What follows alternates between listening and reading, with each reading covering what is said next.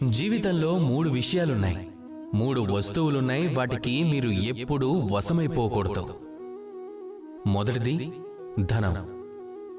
ఈ ధనాన్ని మీరు ఉపయోగిస్తున్నంత వరకు, అది మీకు ఉపయోగపడుతున్నంత వరకు అంతా బాగుంటుంది. ఆ ధనం మీ విషయంలో అమృతమే.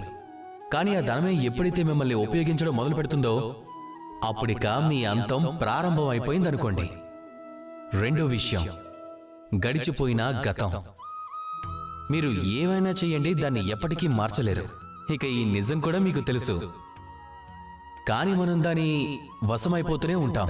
ఇక వశమైనప్పుడు ఈ ప్రపంచంలో మనం ఎక్కడికి వెళ్ళినా, ఎంత పెద్ద సుఖం అనుభవించినా సరే, అందులో కూడా మనం చేదుతనాన్ని అనుభూతి చెందుతాం.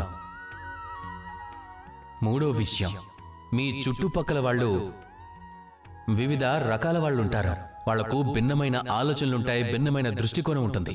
ఒకవేళ మీరు వాళ్ళ వశమైపోయారు అంటే, ఒకరు ఇది చెయ్యి బాగుంటుందంటారు, ఇంకొకరు ఇది చెయ్యకు అది చెయ్యి బాగుంటుందంటారు, ఇంకొకరేమో ఈ రెండు చెయ్యదు ఇంకొకటి చెయ్యి అంటారు.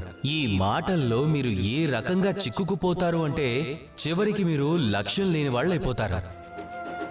కనుక ఈ 3 విషయాలలో జాగ్రత్తగా ఉండండి.